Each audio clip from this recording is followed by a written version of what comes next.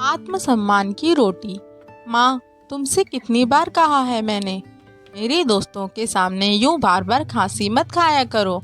अच्छा लगता है क्या कोई घर में आए और तुम हर समय खांसती रहो? तुम्हें शायद पता नहीं, तुम्हारी खांसी की वजह से परेशान होकर मेरे दोस्त यहाँ से जल्दी चले गए हैं। और एक दोस्त तो ये भी कह रहा था कि उस दिन भी तुम्हारी माँ बहुत खांस रही थी। अब तक उनकी खांसी गई नहीं क्या?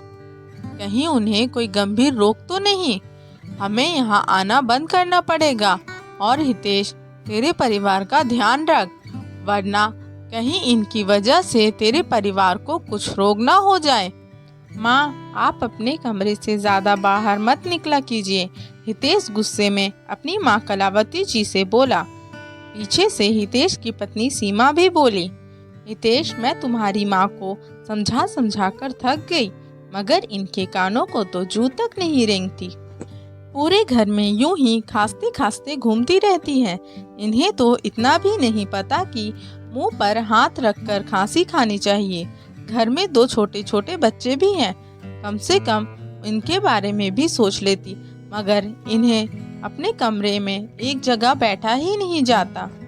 कलावती जी बोली, तुम दोनों के पास ना तो मेरे लिए समय है और ना मेरे लिए पैसे हैं। घर के इलाज करके थक गई हूँ, मगर खांसी में कोई फर्क नहीं पड़ा। फिर भी तुम लोग मुझे अस्पताल लेकर नहीं जाते, उल्टा कहते हो कि खांसी मत खाओ। भला खांसी कोई जानबूझकर खाता है क्या? कितनी बार कहा है मुझे डॉक्टर को दिखा आओ, मगर तुम दोनों को अब इस बुढ़िया की फिक्र कहाँ है? सीमा हाथ जोड़कर बोली, माँ, आप अपने कमरे से मत निकला कीजिए, बस इतनी मेहरबानी कीजिए। हाँ, नहीं है हमारे पास आपके लिए पैसे। मेरे भी 2 बच्चे हैं, उनकी जिम्मेदारियाँ पूरी करें या आपके पीछे पैसे लुटाएं?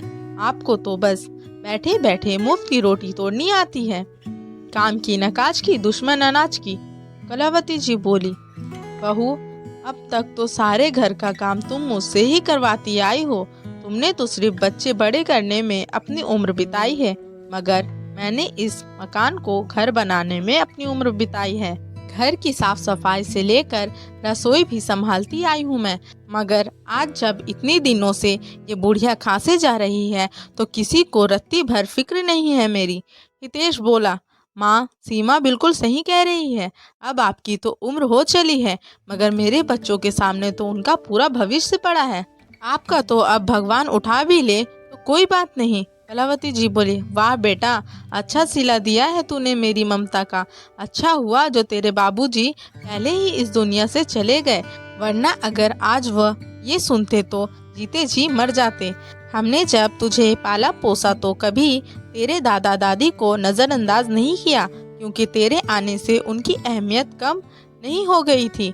माना इंसान पर अपने बड़ों और अपने छोटों दोनों का भार होता है, मगर इसका अर्थ कदापि ये तो नहीं कि वह बुढ़ों को मरने के लिए छोड़ दें। मगर आज तूने ये सब कहकर ये साबित कर ही दिया कि तुझे और बहू को मेरी बिल्कुल परवाह नहीं है। कलावती जी अपने कमरे में जाकर रो पड़ी। भला कोई बेटा अपनी माँ को ऐसे कड़वे शब्द कैसे बोल सकता है? अभी 4 दिन पहले ही ये तो बात है, जब कलावती जी अचानक सीमा के कमरे में पहुंच गई थी। तब अचानक कलावती जी को देख सीमा के हाथों से हड़बड़ाहट में सोने की चैन का डब्बा गिर गया था, जिस पर लिखा था, हैप्पी बर्थडे सीमा, ये गिफ्ट तुम्हारे प्यारे पति की तरफ से। सीमा ने फटाफट गिफ्ट उठाया और अलमारी में रख दिया और सकपका कर बोली, माँ जी, आप क्यों मेरे कमरे में आ गई? क्या काम था? मुझे बाहर ही बुला लिया होता। कलावती जी बिना कुछ बोले अपने कमरे में आ गई और सोचने लगी, बेटे के पास अपनी पत्नी को सोने का उपहार देने के लिए पैसे हैं, मगर अपनी माँ का इलाज करवाने के लिए नहीं। क्या शादी के बाद बेटा इतना बदल जाता है? क्या बहू का अपनी सास के प्रति कोई फर्ज नहीं? आज मैं बेटे पर इतनी बोझ बन चुकी हूँ कि वह मेरे मरने का इंतजार कर रहा है। आखिर मुझ पर बेटे का कितना खर्च हो जाता होगा। लगभग 4 या 5 साल से मैंने तो एक साड़ी भी नहीं खरीदी है, उल्टा घर का सारा काम करती हूँ, वह अलग। फिर भी मैं इन दोनों पर बोझ बन चुकी हूँ। ये सोचकर वह बहुत रो रही थी। इतने अपशब्द सुनने के बाद उसकी हिम्मत हारने लगी थी। उन्हें हितेश के बचपन के दिन याद आ गए। हितेश माँ कलावती जी और पिता रघुवीर जी का लाडला बेटा था। रघुवीर जी कहते, देखना कलावती, एक दिन हितेश पढ़ लिख कर हमारा नाम रोशन करेगा। हितेश केवल 10 वर्ष का था और रघुवीर जी का निधन हो गया। मगर कलावती जी ने सिलाई कढ़ाई का काम कर हितेश की पढ़ाई पूरी करवाई। आगे चलकर हितेश का पढ़ाई में मन नहीं लगता था। उसने जैसे तैसे पढ़ाई तो पूरी कर ली, मगर नौकरी नहीं की और खुद का व्यवसाय खोला। कलावती जी ने हितेश की शादी करवा दी। शुरुआती दिनों में तो सब सही चल रहा था, मगर धीरे धीरे बहू सीमा ने अपने असली रंग दिखाने शुरू कर दिए। 2 बच्चों के जन्म के बाद उसने घर के काम करना तो दूर, छूना तक छोड़ दिया। घर के सारे काम की जिम्मेदारी उसने कलावती जी के कंधों पर डाल दी। कलावती जी के कुछ भी कहने पर सीमा बात का बतंगड़ बना देती और हितेश के कान भर देती। धीरे धीरे हितेश भी सीमा के रंग में रंगने लगा और कलावती जी को जो मुंह में आता वो बकने लगा। कलावती जी तो बहुत पहले से ही अकेली हो चुकी थी, मगर आज इतने कड़वे शब्द उनसे सहन नहीं हो रहे थे। उनका रो रो कर बुरा हाल हो रहा था कि पास रहने वाली उनकी सहेली कमला घर आई। वो कलावती जी से बोली, एक खुशखबरी है कलावती, कल ही अपने गांव में एक डॉक्टर पति पत्नी आए हैं। सुना है विदेश से आए हैं, जो हम जैसे बूढ़ों का इलाज मुफ्त में कर रहे हैं। उनके साथ उनका 6 साल का बेटा भी है। सुना है थोड़े दिन यहाँ भारत में ही रहेंगे ताकि हम जैसे बूढ़ों का इलाज मुफ्त में कर सकें। कलावती जी खुश होकर बोली, क्या वे मेरा इलाज करेंगे कमला?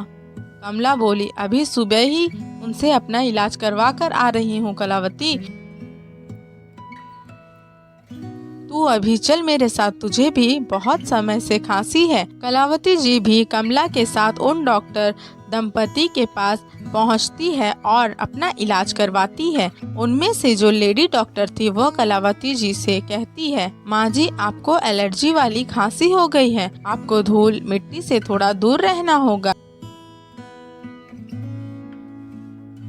इसलिए आप घर में साफ सफाई के काम से थोड़ा दूर रहिएगा और अगर साफ सफाई करनी भी पड़े तो मुंह पर रुमाल लपेट कर कीजिए। कलावती जी कहती है, मेम साहब धूल मिट्टी से कैसे दूर रह सकती हूँ, मेरी बहू घर के ऐसे काम बिल्कुल नहीं करती है, ऐसे सारे काम तो मुझे ही करने पड़ते हैं और मुंह पर रुमाल लपेट कर तो मेरा दम घुट जाएगा।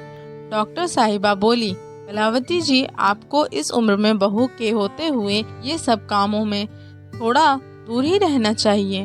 अब देखिए आपको कितनी ज्यादा खांसी हो गई है जो रुक ही नहीं रही है। फिलहाल मैंने आपको दवाइयाँ दे ही हैं, मगर आपको 1 हफ्ता रोज यूं ही मेरे पास आना पड़ेगा ताकि मैं आप पे हो रहे बदलाव को देख पाऊँ। आप शायद जानती नहीं, 1 महीने से ऊपर की खांसी जानलेवा भी हो सकती है। कलावती जी बोली, डॉक्टर साहिबा वैसे भी जान की किसको पड़ी है, मेरी जान अगर चली भी गई तो मेरी परवाह करने वाला इस दुनिया में है ही कौन। खांस खांस कर बुरा हाल हो गया था, इसलिए आ गई इलाज करवाने, वरना अपने आप से लगाव तो कब का खत्म हो चुका है। लेडी डॉक्टर को कलावती जी की बातों से आभास हो चला कि वे बहुत दुखी हैं।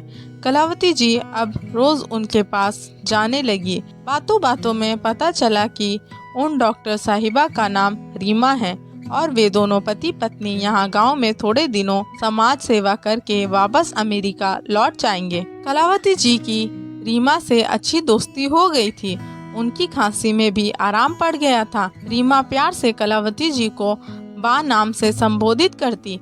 कलावती जी डॉक्टर रीमा के बेटे वरुण को भी खूब प्यार करती और कभी कभी उसके लिए घर से कुछ कुछ पकवान बनाकर भी लाती जो वरुण को बहुत पसंद आते। कलावती जी ने भी डॉक्टर रीमा को सब कुछ बता दिया था कि उनके बेटे बहू उनसे कैसा व्यवहार करते हैं। कलावती जी बोली, रीमा जी यदि आप ना होती तो मैं शायद एक कमरे में हमेशा के लिए बंद हो जाती, क्योंकि मेरे पास बिल्कुल पैसे नहीं हैं और मेरे बेटा बहू तो मुझ पर चवन्नी भी खर्च करना नहीं चाहते।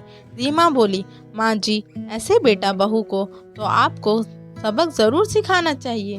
कलावती जी बोली, बेटा अब इस उम्र में मैं क्या सबक सिखा पाऊंगी। रीमा बोली, माँ जी, आज की दुनिया में सभी को आत्मनिर्भर होना बहुत ज़रूरी है ताकि वह किसी पर निर्भर ना रहे, और ऐसे बेटे बहू को भी ये दिखा देना चाहिए कि वे अपने माँ बाप को कभी कमज़ोर समझने की गलती ना करें। कलावती जी को रीमा की ये बात बिल्कुल सही लगी। रीमा कलावती जी के जाने के बाद सोचने लगी, काश मैं बा की कुछ मदद कर पाती। वरुण कलावती जी के साथ बहुत घुल मिल गया था। वो देखकर रीमा ने कलावती जी से हमेशा के लिए अपने साथ अमेरिका चलने के लिए कहा।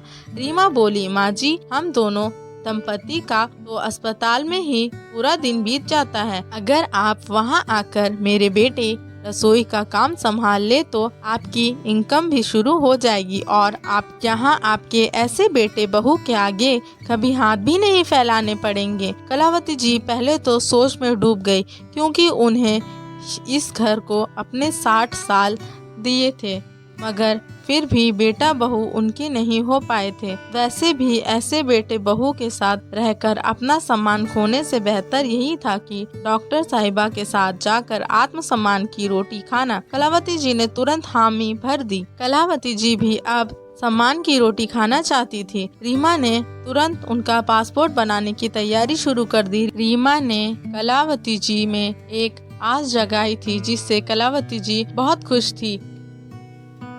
रीमा के पति विवेक वापस अमेरिका जा चुके थे। रीमा कलावती जी को साथ लेकर जाना चाहती थी, बस पासपोर्ट बनने का इंतजार हो रहा था। थोड़े समय में सारी प्रक्रिया खत्म हो गई और कलावती जी हमेशा के लिए रीमा के साथ यहाँ अमेरिका चली आई।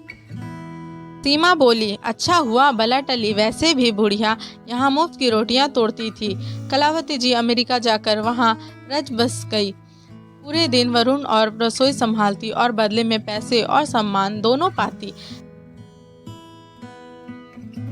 कलावती जी के खुद के बेटे बहू ने कभी उसकी खबर तक नहीं ली, मगर यहाँ दोनों डॉक्टर पति पत्नी ने कलावती जी को माँ की तरह सम्मान दिया। रीमा ने कलावती जी को अपनी माँ जैसा प्यार दिया।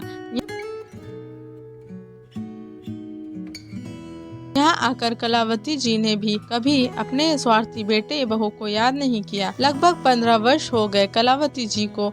अमेरिका में एक दिन अचानक उनके बेटे हितेश का उन पर फोन आया और वो रोते हुए बोला, माँ, तुम्हारी बहू सीमा को ब्लड कैंसर हो गया है और मैं बहुत मुसीबत में हूँ। शायद हमने जो तुम्हारा हर पल तिरस्कार किया, ये उसी की सजा है। माँ, मुझे माफ कर दो। कलावती जी इतने सालों बाद बेटे की आवाज़ सुनकर कुछ देर तो कुछ बोली ही नहीं, मगर माँ कब तक अपने बेटे से नाराज हो सकती थी। वे बोली, मेरे बचाए पैसों में से कुछ पैसे मैं तुझे भिजवा दूंगी ताकि तू सीमा का अच्छे से इलाज करवा पाए। हितेश बोला, माँ, बहुत मेहरबानी होगी आपकी। कलावती जी फोन रखकर सोचने लगी। इतने सालों बाद बेटे का फोन आया, वो भी जरूरत के लिए। खैर, उन्होंने रीमा से कहकर अपने अकाउंट से 3 लाख रुपए निकलवाए जो उन्होंने जमा कर रखे थे और भारत अपने बेटे को भिजवाए। सीमा का इलाज उन्हीं पैसों से करवाया गया जो हितेश और सीमा कभी अपनी माँ को सम्मान न दे पाए, आज उन्हीं के कमाए पैसों से अपना काम करवा पाए। कलावती जी यहाँ अमेरिका में बहुत खुश थी, क्योंकि वह आत्मसम्मान की रोटी जो खाती थी, ना कि बेटे बहू के टुकड़ों पर पल रही थी। उन्होंने कभी नहीं सोचा था कि जिंदगी उन्हें नया मौका देगी। वे तो यही सोचकर हिम्मत हार रही थी कि शायद अब पूरी जिंदगी बेटे बहू के ताने सुनने पड़ेंगे, मगर भगवान ने उन्हें फिर से नया मौका दिया था, नई जिंदगी दी थी जो वे आत्मसम्मान के साथ गुजर बसर कर रही थी। दोस्तों, हमें अपने घर के बूढ़ों और बुजुर्गों का बहुत सम्मान करना चाहिए, ना कि उन्हें इतना मजबूर कर देना चाहिए कि उनका प्यार हमारे प्रति हमेशा के लिए खत्म हो जाए। और कभी भी किसी को इतना कमज़ोर नहीं समझ लेना चाहिए कि वह तुम्हारे बगैर कर ही क्या सकता है, क्योंकि जिस भगवान ने हम सभी को धरती पर भेजा है, उन्होंने हमारे भरण पोषण का भी इंतजाम कर रखा है। कुछ नहीं, अपने घर के बड़े बूढ़ों को इतना मजबूर भी मत कीजिए कि उन्हें इस उम्र में अपने लिए आत्मसम्मान की रोटी की खोज में निकलना पड़े।